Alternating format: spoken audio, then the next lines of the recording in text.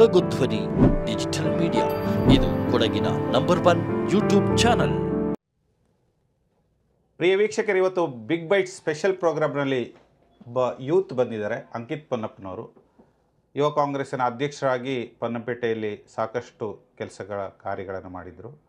ಕಳೆದ ಬಾರಿಯ ಚುನಾವಣೆಯಲ್ಲಿ ಈ ಕ್ಷೇತ್ರದ MLA ಗೆಲುವಿಗೆ ಇವರ ಶ್ರಮ ಕೂಡ ಇದೆ. ಇವತ್ತು ನಮ್ಮ ಜೊತೆಗೆ ಹಲವು ವಿಚಾರಗಳನ್ನು ಹಂಚ್ಕೊಳ್ಳೋಕೆ ಬಂದಿದ್ದಾರೆ. ಸರ್, ಕಾರ್ಯಕ್ರಮಕ್ಕೆ ಸ್ವಾಗತ. ನಮಸ್ಕಾರ ಸರ್, ಬ್ಲಾಕ್ ಕಾಂಗ್ರೆಸ್ ಅಧ್ಯಕ್ಷರಾಗಿ ಅವಿರತ ಶ್ರಮ, ಪಕ್ಷ ಇಲ್ಲಿ ಗಟ್ಟಿ ಇಲ್ಲದಾಗ ಗಟ್ಟಿ ಮಾಡಿದ್ರಿ, ಶಾಸಕರು ಬಂದರು, ಅಭಿವೃದ್ಧಿ ಕಾರ್ಯಗಳು ಮುಂದೆ ಹೋಗ್ತಾ ಇದೆ. ಸರ್, ಈ ಎಲ್ಲ ಬೆಳವಣಿಗೆಗಳು ಹೇಗೆ ಅನ್ನಿಸ್ತದೆ ಅಂತೇಳಿ ನಿಮ್ಗೆ? ನೋಡಿ, 2017ರಲ್ಲಿ ನನ್ನನ್ನು ಗೋಣಿಕೊಪ್ಪ ನಗರದ ಯುವ ಕಾಂಗ್ರೆಸ್ ಉಪಾಧ್ಯಕ್ಷನಾಗಿ ನಮ್ಮ ರಾಜಕೀಯ ಗುಳುಗಲು ಅಂತ ಹೇಳಿದ್ರೆ ತಪ್ಪಾಗಕ್ಕಿಲ್ಲ, ಕುಲಚಂಡ ಪ್ರಮೋದ್ ಗಣಪತಿ ಅವರ ಆದೇಶ ಮೇರೆಗೆ ನನ್ನನ್ನು ಗೋಣಿಕೊಪ್ಪ ನಗರದ ಯುವ ಕಾಂಗ್ರೆಸ್ ಉಪಾಧ್ಯಕ್ಷರಾಗಿ ಆಯ್ಕೆ ಮಾಡಿದರು. ಆವಾಗಿಂದಲೇ ಪಕ್ಷದ ಚಟುವಟಿಕೆಯಲ್ಲಿ ಹಾಗೂ ಒಂದು ಉತ್ತಮವಾದಂತಹ ಯುವಕರೊಟ್ಟಿಗೆ ಸಂಬಂಧವನ್ನು ಬೆಳೆಸ್ಕೊಂಡು ನಾನು ಆಗಿನ 2018ರಲ್ಲಿ ನಡೆದಂತಹ ಚುನಾವಣೆಯಲ್ಲಿ ಸಕ್ರಿಯವಾಗಿ ಕೆಲಸ ಮಾಡಿ ಪ್ರಾಮಾಣಿಕೆಯಿಂದ ಹಗಲು ರಾತ್ರಿಯು ಯುವಕರೊಟ್ಟಿಗೆ ನಾವು ಎಲ್ಲರೂ ಸೇರಿ ಕ್ಯಾನ್ವಸಿಂಗ್ ಮಾಡಿ ಆವಾಗಿಂದಲೇ ನಾನು ಈ ಪಕ್ಷ ಸಂಘಟನೆಯಲ್ಲಿ ತೊಡಗಿಸಿಕೊಂಡಿದ್ದೀನಿ. ಹಾಗೆ 2018ರಲ್ಲಿ ಅದೇ ಚುನಾವಣೆ ಸಂದರ್ಭದಲ್ಲಿ ನಮ್ಮ BJP ಮತ್ತು ಕಾಂಗ್ರೆಸ್ಸಿನ ನಡುವೆ ನಮ್ಮದು ಏನೋ ಒಂದು ಸಣ್ಣ ಪುಟ್ಟ ವಿಚಾರಕ್ಕೆ ಒಂದು ಮಾರಾಮಾರಿ ನಡೆಯಿತು. ಆ ಸಂದರ್ಭದಲ್ಲೂ ನನ್ನ ಮೇಲೆಯೂ ಕೇಸ್ಗಳನ್ನು ಹಾಕಲಾಗಿತ್ತು. ನನ್ನೊಟ್ಟಿಗೆ 12 ಜನರು, ನಾವೆಲ್ಲರೂ ನಮ್ಮ ಮೇಲೆ ಕೇಸಿತ್ತು. ನಿಜವಾಗ್ಲೂ ಪಕ್ಷಗೋಸ್ಕರ ನಾವು ಎಲ್ಲವನ್ನು ಬಿಟ್ಟು ಪಕ್ಷಗೋಸ್ಕರ ನಾವು ಇದನ್ನು ಮಾಡಿದ್ದೀವಿ. ಸೊ ಅದರಲ್ಲಿ ನನಗೆ ಹೆಮ್ಮೆ ಅನಿಸ್ತಿದೆ. ಯಾಕಂತ ಹೇಳಿದ್ರೆ ಆಗ ನನಗೆ ಭಾಳ ಆವಾಗ ನನ್ನ ಸ್ಟಾರ್ಟಿಂಗ್ ಟೈಮ್ ಇದ್ದಿದ್ದು. ನಿಮಗೆ ರಾಜಕೀಯ ಗುರು ಅಂತ ಹೇಳಿದ್ರೆ ಪ್ರಮೋದ್ ಗಣಪತಿ ಅಂತ ಹೇಳಿ 100ಕ್ಕೆ 100. ಯಾಕಂತ ಹೇಳಿದ್ರೆ ಅಲ್ಲಿವರೆಗೆ ರಾಜಕೀಯ ಬರೋದಂತ ನಾನು ಇತ್ತಿಲ್ಲ. ಅಲ್ಲ, ಸಾಕಷ್ಟು ಯುವಕರನ್ನ ಅವ್ರ ಗರಡಿಲಿ ಬೆಳೆಸಿ ಒಳ್ಳೊಳ್ಳೆ ಸ್ಥಾನಕ್ಕೆ ಕೊಟ್ಟಂಥ ಕೊಡುಗೆ ಅವ್ರಿಗೆ. ಇವತ್ತು ಯಾರೆಲ್ಲ ಗೆದ್ದಿದ್ದಾರೆ, ಯಾರಿಗೆಲ್ಲ ಒಂದು ಧ್ವನಿಯಾಗಿ ಯಾರ ಬೆಂಬಲವನ್ನು ನಾವು ಯುವಕರು ಪಡಿತಿದ್ದೀವಿ. ಇವಾಗ ಅಧ್ಯಕ್ಷರಾಗಿ ಯಾರಾದರೂ ಆಯ್ಕೆ ಆಗಿದ್ದರೂ ಸಹ ಅದು ಪಂಚಾಯತಿನ ಸದಸ್ಯರಾಗಿರ್ಬೋದು ಗೋಣಿಕೊಪ್ಪಲಿನಲ್ಲಿ, ಅಥವಾ ಬೇರೆ ಬೇರೆ ಒಂದು ಹುದ್ದೆಗಳನ್ನು ಪಡೆದಿರುವಂಥ ಯುವಕರಿಗೆ ಎಲ್ಲ ಅವರ ಒಂದು ಮಾರ್ಗದರ್ಶನದಲ್ಲೇ ಯುವಕರೆಲ್ಲರೂ ಇವತ್ತು ಒಂದು ಉತ್ತಮ ಸ್ಥಾನಕ್ಕೆ ಬಂದಿದ್ದಾರೆ. ಒಂದು ಗಾಡ್ ಫಾದರ್ 100ಕ್ಕೆ 100. ಓಕೆ ಸರ್, ತಾವು ಆ ನಂತರ ಪೊನ್ನಪೇಟೆ ಬ್ಲಾಕ್ಗೆ ಜವಾಬ್ದಾರಿನ ತಗೊಂಡ್ರಿ.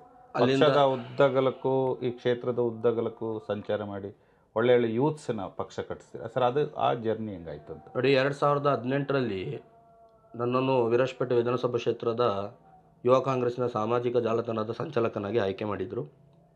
ನಂತರ 2021ರಲ್ಲಿ ರಾಜ್ಯ ಯುವ ಕಾಂಗ್ರೆಸ್ ಚುನಾವಣೆ ನಡೆಯಿತು. ಈ ಚುನಾವಣೆಯಲ್ಲಿ ಪೊನ್ನಂಪೇಟೆ ಬ್ಲಾಕ್ ಯುವ ಕಾಂಗ್ರೆಸ್ ಅಧ್ಯಕ್ಷ ಸ್ಥಾನಕ್ಕೆ ನಾನು ಸ್ಪರ್ಧೆ ಮಾಡಿದೆ. ಅಲ್ಲಿ ಚುನಾವಣೆ ನಡೆಯಿತು. ಫಲಿತಾಂಶದಲ್ಲಿ ಗೆಲುವು ಸಾಧಿಸಿ ಚುನಾಯಿತ ಅಧ್ಯಕ್ಷನಾಗಿ ಆಯ್ಕೆಯಾದೆ. ನಂತರ ಕೊರೋನಾ ಸಂದರ್ಭದಲ್ಲಿ ಅನೇಕ ಜನರು ಹೋಮ್ ಕ್ವಾರಂಟೈನಲ್ಲಿದ್ದವರಿಗಾಗಿರ್ಬೋದು, ಗೋಣಿಕೊಪ್ಪ ಸುತ್ತಮುತ್ತಲಿನ 150ಕ್ಕಿಂತ ಹೆಚ್ಚು ಕುಟುಂಬಗಳಿಗೆ ನಾವು ಪಕ್ಷದಿಂದಲ್ಲ, ನಾವಾಗಿ ಯುವ ಕಾಂಗ್ರೆಸ್ಸಿಂದ ವೈಯಕ್ತಿಕವಾಗಿ ಏನು ಸಹಕಾರ ಕೊಟ್ಟಿದ್ದೀರಿ. ಕಿಟ್ಗಳನ್ನು ಕೊಡೋದಾಗಿರಲಿ, ಅಥವಾ ಡ್ಯೂಟಿಲಿರುವಂತಹ ಆಶಾ ಕಾರ್ಯಕರ್ತರು, ಪೊಲೀಸ್ ಇಲಾಖೆ ಆಗಿರಲಿ, ಎಲ್ಲದಕ್ಕೂ ನಾವು ಸ್ಪಂದನೆಯನ್ನು ಮಾಡಿದ್ದೀವಿ. ಅಲ್ಲಿಂದ ನಡೆಯುವಂತಹ ಯಾವುದೇ ಒಂದು ಪ್ರತಿಭಟನೆ ಆಗಿರಲಿ, ಒಂದು ಕಾರ್ಯಕ್ರಮ ಆಗಿರಲಿ, ಅನೇಕ ಕಾರ್ಯಕ್ರಮದಲ್ಲಿ ತಾವು ಮುಂಚೂಣಿ ವಹಿಸ್ತಾ ಇದ್ರಿ. ನಿಜವಾಗ್ಲು. ಯಾಕಂದರೆ ಒಂದು ಪ್ರತಿಭಟನೆ ಮಾಡಬೇಕಂತ ಹೇಳಿದ್ರೆ ಆ ಒಂದು ಪ್ರತಿಭಟನೆ ಯಶಸ್ವಿಗೆ ಕಾರಣ ಯುವಕರು. ಸೊ ಅದರಿಂದ ಗೋಣಿಕೊಪ್ಪದಲ್ಲಿಯೇ ಈಗ ಮಾಧ್ಯಮದಲ್ಲಿ ಬಂದಿರ್ಬೋದು, ಇಲ್ಲಿವರೆಗೆ ಯಾವುದೇ ಒಂದು ಸಂಭ್ರಮಾಚರಣೆ, ವಿಜಯೋತ್ಸವ ಆಗಿರ್ಬೋದು ಅಥವಾ ಒಂದು ಪ್ರತಿಭಟನೆ ಆಗಿರ್ಬೋದು, ಎಲ್ಲದಕ್ಕೂ ನಾವು ಮುಂದೆ ಬಂದು ಧಿಕ್ಕಾರಕ್ಕೆ ಹೋಗುವ ಸಮಯದಲ್ಲಿ ಧಿಕ್ಕಾರಕ್ಕೆ ಹೋಗಿದ್ದೀವಿ, ಜಯ ಘೋಷಣೆಗೆ ಹೋಗೋ ಸಂದರ್ಭದಲ್ಲಿ ಜಯ ಘೋಷಣೆಗೆ ಹೋಗಿದ್ದೀವಿ, ರಸ್ತೆಯಲ್ಲಿ ಕೂತು ಪ್ರತಿಭಟನೆ ಮಾಡಿದ್ದೀವಿ, ಬಂಧನ ಬಿಡುಗಡೆಯೂ ಆಗಿದ್ದೀವಿ. ಎಲ್ಲವನ್ನು ನಾವು ಕೇಸು ಹಾಕ್ಸ್ಕೊಂಡಿದ್ದೀವಿ. ಹಾಗೆ 21 ವಲಯಗಳಲ್ಲಿ ಅಧ್ಯಕ್ಷರನ್ನು ಆಯ್ಕೆ ಮಾಡಿದ್ದೀವಿ. ನಿಮ್ಮ ಅವಧಿಯಲ್ಲಿ ಆಗಿದೆ. ಹೌದು, ಯುವ ಕಾಂಗ್ರೆಸ್ ಅಧ್ಯಕ್ಷರನ್ನು ಆಯ್ಕೆ ಮಾಡಿದ್ದೀವಿ. ಅಲ್ಲಿಂದ ಚುನಾವಣೆ ಬಂತು. ನಡೆದಂತಹ ಚುನಾವಣೆಯಲ್ಲಿಯೂ ನಾವು ಎಲ್ಲವನ್ನು ಬಿಟ್ಟು ಪಕ್ಷದ ಜಯಗೋಸ್ಕರ ಗೆಲ್ಲೇಬೇಕು ನಮ್ಮ ಶಾಸಕರು.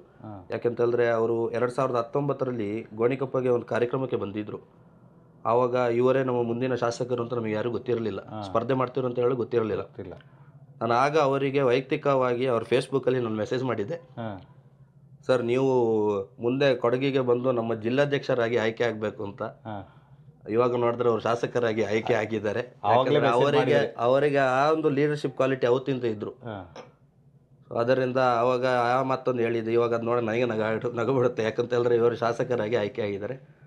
ನಿಜವಾಗ್ಲೂ ಅವರು ಶಾಸಕ ಆಗಿ ಆಯ್ಕೆ ಆದ ಮೇಲೆ ಭಾಳಷ್ಟು ಅಭಿವೃದ್ಧಿ ಕಾರ್ಯಕ್ರಮ ನಡೆದಿದೆ.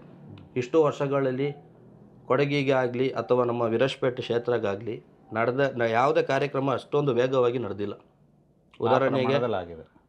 ನಮ್ಮ ಗೋಣಿಗೊಪ್ಪ ಬಸ್ ಸ್ಟ್ಯಾಂಡ್ ನೀವು ಹೇಳ್ಬೋದು, ಉದಾಹರಣೆ ಅಲ್ಲಿ ಇದೆ. ಒಂದು ಉದಾಹರಣೆ ಅಲ್ಲೇ ಇದೆ. ಸರ್, ಪ್ರಮುಖವಾಗಿ ತಮ್ಮ ಫ್ಯಾಮಿಲಿಗೆ ಸಹಕಾರ ಏನಾದರೂ, ತಮ್ಮ ಮನೆಯವ್ರಿಗೆ, ನಿಮ್ಮ ಅಮ್ಮನಿಗೆ ಆರೋಗ್ಯ ಸರಿಯಿಲ್ಲದ ಶಾಸಕರ ಒಂದು ಸ್ಪಂದನೆ ಏನಾದರೂ ಸಿಗ್ತಾ ಸರ್ ನಿಮಗೆ? ಶಾಸಕರಿಗೆ ಕರೆ ಮಾಡಿ ಹಿಂಗೆ ಆಗಿದೆ, ಇಲ್ಲಿ ಇದ್ದಾರೆ, ಇಂಥ ಒಂದು ಜಾಗದಲ್ಲಿ ಟ್ರೀಟ್ಮೆಂಟ್ ತಗೊಳ್ತಿದ್ದಾರೆ ಅಂತ ಹೇಳಿದೆ. ಆ ಸಂದರ್ಭದಲ್ಲಿ ಅವರು ವಿಧಾನಸೌಧದಲ್ಲಿ ಯಾವುದೋ ಒಂದು ಸಭೆಯಲ್ಲಿದ್ದರು. ಸೊ ಆ ಸಭೆಯಲ್ಲಿದ್ದ ಸಂದರ್ಭದಲ್ಲಿ ನಾನು ಇಲ್ಲಿ ಇದ್ದೆ, ಫ್ಯಾಮಿಲಿಯವರಲ್ಲಿದ್ದರು ಬೆಂಗಳೂರಲ್ಲಿ ಹಾಸ್ಪಿಟ್ಲಿ. ಆಗ ಒಂದು 4:15 ಗಂಟೆಗೆ ಸಂಜೆ ನನಗೊಂದು ಕರೆ ಬರುತ್ತೆ, ನಾವಿಲ್ಲಿ ಹಾಸ್ಪಿಟ್ಲಿದ್ದೀವಿ, ಸಾಹೇಬರು ಬಂದಿದ್ದಾರೆ ಅಂತ. ಸೊ ವಿಧಾನಸೌಧದಲ್ಲಿ ಒಂದು ಸಭೆಯಲ್ಲಿದ್ದಂಥ ಒಬ್ಬ ವ್ಯಕ್ತಿ ಇಮಿಡಿಯೇಟಾಗಿ ಹಾಸ್ಪಿಟ್ಲಿಗೆ ಬಂದು ಅಲ್ಲಿ ಡಾಕ್ಟರ್ಸ್ ಒಟ್ಟಿಗೆ ಚರ್ಚೆ ಮಾಡಿ, CEO ಯಾರಿದೆ ಅವರೊಟ್ಟಿಗೆ ಮಾತಾಡಿ, ಅಲ್ಲಿಂದ ಆಪ್ರೇಷನ್ ಥಿಯೇಟ್ರಲ್ಲಿದ್ದಂತಹ ಡಾಕ್ಟರ್ಸ್ಗೂ ಅಲ್ಲಿಂದ ಕರೆ ಮಾಡಿಸಿ ಅದೇನು ಸ್ಪಂದನೆ ಬೇಕು ಅವ್ರು ಮಾಡಿದ್ದಾರೆ. ಇದನ್ನು ನಾನು ನಾಳೆ ಬೇಕಾದರೆ ರಾಜಕೀಯ ಬೇಡ ಅಂತ ಹೇಳ್ಬೋದು, ಆದರೆ ಸಾಯೋವರೆಗೆ ಮಾತ್ರ ಆ ಒಂದು ಅವ್ರು ಏನು ಮಾಡಿದ್ದಾರೆ ಸಹಾಯ, ಅದನ್ನು ನಾವು ಯಾವತ್ತೂ ಮರೆಯೋಕ್ಕಾಗಲ್ಲ. ಆ ಒಂದು ಮಾನವೀಯ ಗುಣ ಅವರಲ್ಲಿ ಜಾಸ್ತಿ ಇದೆ ಅಂತ. ನಿಜವಾಗ್ಲೂ ಅದು ಒಬ್ಬ ಪಕ್ಷದ ಕಾರ್ಯಕರ್ತ ಆಗಿರಲಿ, ನಾಯಕರಾಗಿರಲಿ, ಅಥವಾ ಸಾಮಾನ್ಯ ಯಾರಾದರೂ ಒಬ್ಬ ವ್ಯಕ್ತಿ, ಅವನು ಶ್ರೀಮಂತ ಆಗಿರ್ಬೋದು, ಬಡತನದಲ್ಲಿ ಇರ್ಬೋದು, ಅದನ್ನು ಯಾವುದನ್ನು ಲೆಕ್ಕಿಸದೆ ಜನರ ಒಂದು ಸಹಾಯ ಯಾರು ಕೇಳ್ಕೊಂಡು ಹೋದ್ರೂ ಅವ್ರಿಗೊಂದು ಸಹಾಯ ಮಾಡುವಂತಹ ವ್ಯಕ್ತಿ ನಮ್ಮ ಶಾಸಕರು. ಸರ್, ಇದೆಲ್ಲ ಆಯಿತು, ಪಕ್ಷದಲ್ಲಿ ಗೆಲುವು ಆಯಿತು, ಇನ್ನೊಂದಾಯಿತು. ಸರ್, ಮತ್ತೆ ಚುನಾವಣೆ ಯೂತ್ಸ್ಗೆ ನಡೀತು. ತಾವೊಬ್ಬರು ಪ್ರಮುಖರಾಗಿ ಹಳೆ ಅಧ್ಯಕ್ಷರಾಗಿ ಮತ್ತೆ ಸ್ಪರ್ಧೆಗೆ ನಿಂತ್ರಿ. ಸರ್, ಆ ಓಡಾಟಗಳು ಹೆಂಗಿದ್ದು ಸರ್ ಕ್ಷೇತ್ರದಲ್ಲಾಗ? ಮುಖ್ಯವಾಗಿ ಚುನಾವಣೆಯ ದಿನಾಂಕ ಪ್ರಕಟಿಸಿದರು. ಆಗ ನಾನು ಜಿಲ್ಲಾಧ್ಯಕ್ಷ ಸ್ಥಾನಕ್ಕೆ ಸ್ಪರ್ಧೆ ಮಾಡುವ ಅಂತ ಇದೆ, ಒಂದು ಅವಕಾಶ ಕೊಡಲಿ ಅಂತ. ಯಾಕಂತ ಹೇಳಿದ್ರೆ ಯುವ ನಾಯಕ ಅಂತ ನಮ್ಮ ಈಗ ರಾಜ್ಯ ಯುವ ಕಾಂಗ್ರೆಸ್ನ ಪ್ರಧಾನ ಕಾರ್ಯದರ್ಶಿಯಾಗಿದ್ದಾರೆ. ಸರ್, ಯುವ ಕಾಂಗ್ರೆಸ್ ಚುನಾವಣೆ ಎದುರಾಯಿತು, ತಾವು ಕೂಡ ಒಂದು ಪ್ರಬಲ ಆಕಾಂಕ್ಷಿಯಾಗಿ ಸ್ಪರ್ಧೆಗೆ ನಿಂತ್ರಿ. ಆ ಬೆಳವಣಿಗೆಗಳು ಹೆಂಗಾಯಿತು ನೋಡಿ? ವಿಶೇಷವಾಗಿ ನಾನು ಜಿಲ್ಲಾಧ್ಯಕ್ಷ ಸ್ಥಾನಕ್ಕೆ ಸ್ಪರ್ಧೆ ಮಾಡಬೇಕು ಅಂತಿತ್ತು. ಯಾಕಂತ ಹೇಳಿದ್ರೆ ಈಗ KPCC ರಾಜ್ಯ ಕಾರ್ಯದರ್ಶಿ ಹಾಗೂ ದಕ್ಷಿಣ ಕನ್ನಡ ಯುವ ಕಾಂಗ್ರೆಸ್ಸಿನ 2 ಬಾರಿ ಅಧ್ಯಕ್ಷರಾದಂತಹ ಮಿಥುನ್ ರೈ ಅವರು ನನ್ನ ಸಂಪರ್ಕ ತುಂಬ ಚೆನ್ನಾಗಿದೆ. ಇವಾಗಲೂ ಚೆನ್ನಾಗಿದೆ. ಅವರು ನನಗೆ ಕಳೆದ ಚುನಾವಣೆಯಲ್ಲಿ 2021ರಲ್ಲಿ ಚುನಾವಣೆ ಸ್ಪರ್ಧೆ ಮಾಡುವಾಗಲೇ ನೀನು ಜಿಲ್ಲಾಧ್ಯಕ್ಷ ಸ್ಥಾನಕ್ಕೆ ಸ್ಪರ್ಧಿಸು ಅಂತ ಹೇಳಿದರು. ಆದರೆ ಈ ವರ್ಷ ಏನಾಯಿತು ಅಂತ ಹೇಳಿದ್ರೆ, ನನ್ನ ಒಬ್ಬ ಆತ್ಮೀಯ ಗೆಳೆಯ ಮೈಸಿ ಅಂತ, ಅವನು ಜಿಲ್ಲಾಧ್ಯಕ್ಷ ಸ್ಥಾನಕ್ಕೆ 35 ವರ್ಷದ ಒಳಗಡೆ ಇರಬೇಕು, 18ರಿಂದ 35 ವರ್ಷ ಒಳಗಡೆ ಯಾವುದೇ ಒಂದು ಯುವ ಕಾಂಗ್ರೆಸ್ ಚುನಾವಣೆ ಸ್ಪರ್ಧೆ ಮಾಡುವವರು. ಆತನಿಗೆ 35 ವರ್ಷಗಳು. ಇವಾಗ ನನಗೆ ಬರೋ ವರ್ಷ ಚಾನ್ಸ್ ಸಿಗಲ್ಲ ಅನ್ನೋ ಕಾರಣಕ್ಕೆ, ಸರಿ ನೀನು ಸ್ಪರ್ಧೆ ಮಾಡು, ನಮಗಿನ್ನೂ ಬೇಕಾದಷ್ಟು ಟೈಮ್ ಇದೆ, ತೊಂದರೆ ಇಲ್ಲ, ಸ್ಪರ್ಧೆ ಮಾಡು ಅಂತ ಹೇಳಿ ಅವರನ್ನು ಜಿಲ್ಲಾಧ್ಯಕ್ಷ ಸ್ಥಾನಕ್ಕೆ ಸ್ಪರ್ಧಿಸಿ ನಾನು ವಿರಾಜಪೇಟೆ ವಿಧಾನಸಭಾ ಕ್ಷೇತ್ರದ ಯುವ ಕಾಂಗ್ರೆಸ್ ಅಧ್ಯಕ್ಷ ಸ್ಥಾನಕ್ಕೆ ಸ್ಪರ್ಧೆ ಮಾಡಿದೆ. ನಾನೊಬ್ಬ ಸಾಮಾನ್ಯ ವ್ಯಕ್ತಿ, ಯಾವುದೇ ರಾಜಕೀಯ ಕುಟುಂಬದಿಂದ ಬಂದವನಲ್ಲ. ನಮ್ಮ ತಂದೆ ಬಿಸ್ನೆಸ್ ಮಾಡ್ತಿದ್ದಾರೆ, ಅವ್ರ ಪಾಡಿಗೆ ಅವರಿದ್ದಾರೆ. ಯಾವುದೇ ರಾಜಕೀಯ ಕುಟುಂಬದ ಹಿನ್ನೆಲೆಯಿಂದ ಇರೋನು ನಾನು. ಇಡೀ ಕ್ಷೇತ್ರದಲ್ಲಿ ನಾನು ನನ್ನೊಟ್ಟೆ ಒಂದು 5ರಿಂದ 10 ಜನರು ನಾವು ಒಂದು ಗುಂಪು ಟೀಮ್ ಆಗಿ ಎಲ್ಲ ಕಡೆ ಹೋಗಿ ಎಲ್ಲರನ್ನೂ ಭೇಟಿ ಮಾಡಿ, ಈಗ ಇಷ್ಟು ವರ್ಷ ಕ್ಷೇತ್ರದಂತ ನಡೆಯುವಂಥ ಯಾವುದೇ ಒಂದು ಕ್ರೀಡಾ ಆಗಿರಲಿ ಅಥವಾ ಏನಾದರೂ ಒಂದು ಕಾರ್ಯಕ್ರಮ ಆಗಿರಲಿ, ಅದೆಲ್ಲದಕ್ಕೂ ಅವರಿಗೆ ಬೆಂಬಲವನ್ನು ನಾನು ನೀಡಿದ್ದೀನಿ. ಸೊ ಅದರಿಂದ ನನ್ನ ಮತ್ತು ಅವರ ಒಂದು ಸಂಪರ್ಕ ಚೆನ್ನಾಗಿದೆ. ಕ್ಷೇತ್ರದ ಹಲವಾರು ಯುವಕರಿಗೆ ಹಾಗೂ ನನ್ನ ಸಂಪರ್ಕ ಚೆನ್ನಾಗಿದೆ. ಅದರಿಂದ ನಾವು ಒಂದು ತಂಡ ರಚನೆ ಮಾಡಿ ನಾವೇ ಎಲ್ಲ ಕಡೆ ಹೋಗಿ ಅವರಿಗೆ ಹಿಂಗೇನು ಕಂಟೆಸ್ಟ್ ಮಾಡ್ತೀವಿ ಎಲೆಕ್ಷನ್ಗೆ, ದಯವಿಟ್ಟು ನಿಮ್ಮ ಸಹಕಾರ ಬೇಕು ಅಂತೇಳಿ, ಅದು 1 ತಿಂಗಳು ನಾವೇ ವೋಟಿಂಗ್ ಮಾಡೋದ್ರಿಂದ ನಾವೇ ಹೋಗ್ಬಿಟ್ಟು ವೋಟ್ ಮಾಡಿಸಿದ್ದೀವಿ. ಸೊ ಆ ಥರ ಓಟೆಲ್ಲ ಮಾಡಿದ್ದೀವಿ. ಹಲವೆಡೆ ನಾವು ಹೋದ ಕಡೆಗೆ ಏನಾಯ್ತು ಅಂತೇಳಿದ್ರೆ, ಸರ್ ಇದು ಆಂತರಿಕ ಚುನಾವಣೆ ಆದ ಕಾರಣ ಬೇರೆ ಕಡೆ ಹೋದ ಸ್ಥಳದಲ್ಲಿ ಈಗ ನಾವು ಯಾವುದಾದ್ರು ಗ್ರಾಮ ಪಂಚಾಯತ್ ಸದಸ್ಯರನ್ನ ಭೇಟಿ ಮಾಡಬೇಕಂತೇಳಿದ್ರೆ ಅವ್ರು ನಮಗೊಂದು ಮಾತು ಹೇಳಿದ್ರು, ಸರ್ ನಿಮಗೆ ನಾವು ಮತ ಹಾಕಬೇಕು ಅಂತಿದ್ದೀವಿ, ಅದೇ ನಮ್ಮ ಪರಿಸ್ಥಿತಿ ಇವಾಗ ಹಿಂಗೆ ಇದೆ, ನಾವು ಇನ್ನೊಬ್ಬರಿಗೆ ಬೆಂಬಲ ನೀಡಲೇಬೇಕು, ಇಲ್ಲಂತಿದ್ದಲ್ಲಿ ನಮಗೆ ಮುಂದೆ ಪಂಚಾಯತ್ ಸೀಟು ಸಿಗುತ್ತಾ ಇಲ್ವಾ ಎಂಬ ಒಂದು ಇದು ನಮಗೆ ಭಯ ಇದೆ. ಯಾಕಂದರೆ ಆ ಥರ ಹೇಳಿದ್ದಾರೆ. ಯಾರು ಹೇಳಿದ್ದಾರೆ ಏನು ಅಂತ ಅದು ಬಹುಶಃ ಎಲ್ಲರಿಗೂ ಗೊತ್ತಿರ್ಬೋದು, ಅದು ಹೇಳಕ್ಕೆ ನಾನು ಇಷ್ಟಪಡಲ್ಲ.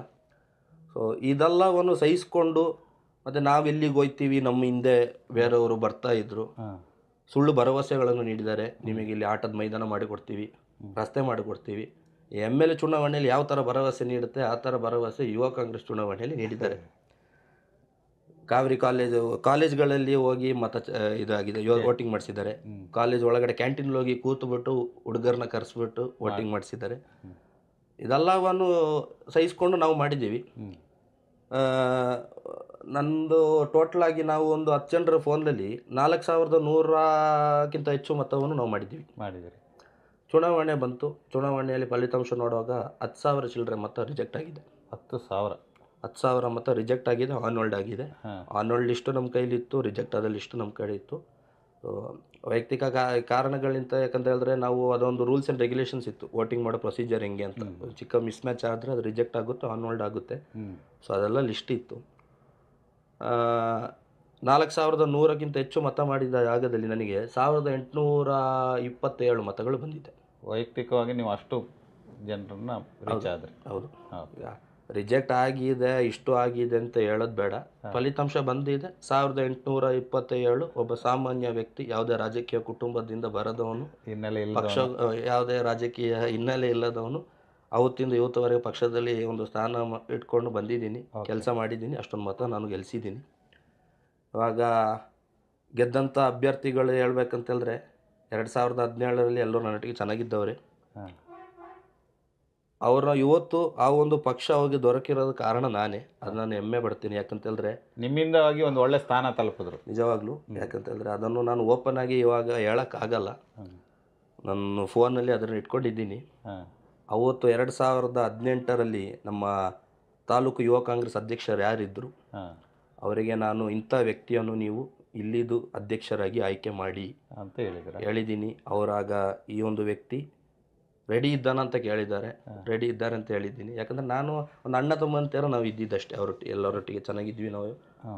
ಅಲ್ಲಿಂದ ಇವಾಗ ನೋಡುವಾಗ ಅವರು ಅಧ್ಯಕ್ಷರಾಗಿ ಆಯ್ಕೆ ಆಗಿದ್ದಾರೆ.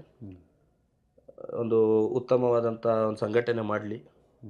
ಯಾಕಂತಂದರೆ ನಮಗೆ ನಿಜವಾಗ್ಲೂ ಪಕ್ಷ ಬೆಳಿಬೇಕು. ಶಾಸಕರು ಇದ್ದಾರೆ ಇವಾಗ. ಪ್ರತಿಯೊಂದು ಯುವಕರ ಸಮಸ್ಯೆಗೆ ಏನಿದೆ ಅವರನ್ನು ಸ್ಪಂದನೆ ಮಾಡೇ ಮಾಡ್ತಾರೆ ಶಾಸಕರು. ಅದರಿಂದ ಒಳ್ಳೆಯ ಸಂಘಟನೆ ಮಾಡಲಿ ಅಷ್ಟೇ. ಈಗ ತಾವು ಉಪಾಧ್ಯಕ್ಷರಾಗಿ ರಾಜ್ಯದಿಂದ ನಿಮಗೊಂದು ದೊಡ್ಡ ಮತ್ತೆ ಜವಾಬ್ದಾರಿ ನಿಮಗೆ ಸಿಕ್ಕಿದೆ ಸರ್. ಆ ಪ್ರಮಾಣದಲ್ಲಿ ಈಗ ಕಾರ್ಯಕರ್ತರು ಏನಾದ್ರು ಹೇಳ್ತಾರೆ, ನಿಮಗೆ ಉಪಾಧ್ಯಕ್ಷ ಸ್ಥಾನ ಸಿಕ್ಕಿದೆ, ಮುಂದುವರೆಯೋಣ, ಪಕ್ಷ ಕಟ್ಟೋಣ, ಆ ಥರದಲ್ಲಿ ಗರ್ಜಿಸಿದ್ದೀವಿ. ಹುಲಿ ಗರ್ಜನೆ ಥರ ಆಗಿದೆ. ಓಕೆ. ಎರಡು ವ್ಯತ್ಯಾಸ ಇದೆ. ಸೋತು ಗೆದ್ದಂಗೆ, ಗೆದ್ದು ಸೋತಂಗೆ ಅಂತ. ಅದರ ಎರಡು ವ್ಯತ್ಯಾಸ ಇದೆ. ಅದರಿಂದ ಏನು ತಲೆ ಕೆಡಿಸ್ಕೊಳ್ಳೋದಿಲ್ಲ. ಮುಂದೆ ಅವಕಾಶ ಸಿಗುತ್ತೆ, ಖಂಡಿತವಾಗ್ಲೂ ಮುಂದೆ ಅವಕಾಶ ಇದೆ. ಬೇಕಾದಷ್ಟು ಚುನಾವಣೆ ಬರುತ್ತೆ ಮುಂದೆ, ಅದರಲ್ಲಿ ಯಾವುದೇ ಚಿಂತೆ ಇಲ್ಲ. ಗ್ರಾಮ ಪಂಚಾಯತ್ ಆಗಿರ್ಬೋದು, ಜಿಲ್ಲಾ ಪಂಚಾಯತ್ ಆಗಿರ್ಬೋದು, ತಾಲೂಕ್ ಪಂಚಾಯತ್ ಆಗಿರ್ಬೋದು. ಸರ್, ಬೈ ಚಾನ್ಸ್ ಜಿಲ್ಲಾ ಪಂಚಾಯತಿಲಿ ಒಂದು ಯೂತ್ಸ್ಗೆ ಕೊಡಬೇಕು ಅಂತ ಏನಾದರೂ ಅವಕಾಶ ಬಂದರೆ ಪ್ರಬಲ ಆಕಾಂಕ್ಷೆ ಆಗ್ತೀರಾ ನೀವೇನಾದರೂ ಪಕ್ಷದಿಂದ? ಪಕ್ಷ ಒಂದು ಅವಕಾಶ ಮಾಡಿಕೊಟ್ಟಲ್ಲಿ ಖಂಡಿತವಾಗ್ಲೂ ಅದಕ್ಕೆ ತಯಾರಾಗಿದ್ದೀನಿ. ಸರಿ, ಈ ಕೊಡಗು ಧ್ವನಿ ಮೂಲಕ ಹಲವು ವಿಚಾರಗಳನ್ನು ಹಂಚಿಕೊಂಡ್ರಿ. ನಿಮ್ಮದೇ ಆದಂಥ ಕಾರ್ಯಕರ್ತರು, ಪಕ್ಷದ ಯೂತ್ಸ್ಗೆ, ವಿಶೇಷವಾಗಿ ಕಾಂಗ್ರೆಸ್ ಪಕ್ಷದ ಯೂತ್ಸ್ಗೆ ಏನು ಹೇಳೋಕ್ಕೆ ಇಷ್ಟಪಡ್ತೀರಿ ಸರ್? ಎಲ್ಲ ನನ್ನ ಆತ್ಮೀಯ ಯುವ ಮಿತ್ರರಿಗೆ ಚುನಾವಣೆಗಿಂತ ಮುಂಚೆಯೂ ನಾನು ಈ ಒಂದು ಮಾತನ್ನು ಹೇಳಿದ್ದೀನಿ. ಗೆಲುವು ಸೋಲು ಇದ್ದೇ ಇರೋದು. ಒಂದು ಚುನಾವಣೆಯಲ್ಲಿ ಯಾರಾದರೂ ಒಬ್ಬ ಅಭ್ಯರ್ಥಿ ಗೆಲ್ಲಬೇಕು, ಯಾರಾದರೂ ಒಬ್ಬ ಸೋಲ್ಲೇಬೇಕು. ಆದರೆ ಸೋತಿದ್ದೀನಿ ಅಂತೇಳಿ ತಲೆ ಕೆಡಿಸ್ಕೊಳ್ಳಲ್ಲ. ಉಪಾಧ್ಯಕ್ಷ ಸ್ಥಾನವನ್ನು ನನಗೆ ದೊರಕಿದೆ. ನಿಮ್ಮ ಒಂದು ಧ್ವನಿಯಾಗಿ ನಾನು ಅವತ್ತೂ ಇದ್ದೆ, ಇನ್ನು ಮುಂದೆ ಇರುತ್ತೇನೆ. ನಿಮಗೆ ಯಾವುದೇ ಒಂದು ಏನಾದರೂ ಒಂದು ಸಮಸ್ಯೆ ಬಂದಲ್ಲಿ, ಏನಾದರೂ ಒಂದು ಸಹಾಯ ಬೇಕಿದ್ದಲ್ಲಿ ದಯವಿಟ್ಟು ನನ್ನ ಸಂಪರ್ಕಿಸಿ. ಯಾವುದೇ ಒಂದು ಕ್ರೀಡೆ ಆಗಿರ್ಬೋದು ಅಥವಾ ಏನೇ ಕಾರ್ಯಕ್ರಮ ಆಗಿರ್ಬೋದು, ಇದಕ್ಕೆ ನಿಮಗೊಂದು ಪ್ರೋತ್ಸಾಹವನ್ನು ನಾನು ಖಂಡಿತವಾಗಲೂ ನೀಡುತ್ತೇನೆ. ಪ್ರಿಯ ವೀಕ್ಷಕರೇ, ಯೂತ್ಸ್ ಆಗಿ ದೊಡ್ಡ ಜವಾಬ್ದಾರಿಯನ್ನು ಗ್ರಾಮಾಂತರ ಪ್ರದೇಶದಿಂದ ನಗರ ಅಧ್ಯಕ್ಷರಾಗಿ, ಬ್ಲಾಕ್ಗೆ ಅಧ್ಯಕ್ಷರಾಗಿ, ಕ್ಷೇತ್ರಕ್ಕೆ ಅಧ್ಯಕ್ಷರಾಗಿ ಯೂತ್ಸನ್ನು ಒಂದಷ್ಟು ಸಂಘಟನೆ ಮಾಡೋದ್ರ ಮೂಲಕ ಅಂಕಿತ್ ಪೊನ್ನಪ್ಪನವರು ಸಾಕಷ್ಟು ಜನಪ್ರಿಯ ನಾಯಕರಾದರು. ಮತ್ತೆ ಚುನಾವಣೆಗೆ ಬಂದಾಗ ಒಂದಷ್ಟು ಓಟಿನ ವ್ಯತ್ಯಾಸದಲ್ಲಿ ಉಪಾಧ್ಯಕ್ಷರಾಗಿ ಆಯ್ಕೆಯಾಗಿದ್ದಾರೆ. ಅಧ್ಯಕ್ಷ ಸ್ಥಾನ ಬೇರೆಯವರಿಗೆ ಹೋಗಿದೆ. ಆದರೂ ಪಕ್ಷ ಸಂಘಟನೆಗೆ ಈ ಕ್ಷೇತ್ರದ ಶಾಸಕರ ಆಜ್ಞೆಯಾನುಸಾರ ಕೆಲಸ ಮಾಡ್ತೀನಿ ಅಂತೇಳಿ ಅವರು ಅಭಿಪ್ರಾಯನ ಹಂಚ್ಕೊಂಡಿದ್ದಾರೆ. ಕೊಡಗು ಧ್ವನಿ ಮೂಲಕ ವಿಶೇಷ ಸಂದರ್ಶನದಲ್ಲಿ ಹಲವು ಅಭಿಪ್ರಾಯನ ಹಂಚಿಕೊಂಡಂಥ ಅಂಕಿತ್ ಅವರಿಗೆ ಕಾರ್ಯಕ್ರಮದ ಅಂಗವಾಗಿ ಧನ್ಯವಾದಗಳು.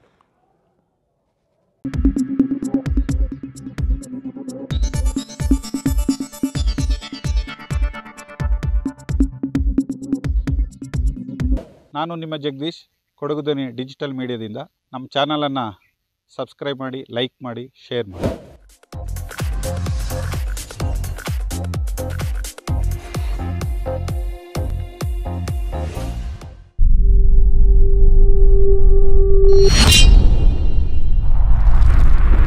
ಕೊಡಗು ಧ್ವನಿ ಡಿಜಿಟಲ್ ಮೀಡಿಯಾ, ಇದು ಕೊಡಗಿನ ನಂಬರ್ 1 ಯೂಟ್ಯೂಬ್ ಚಾನಲ್.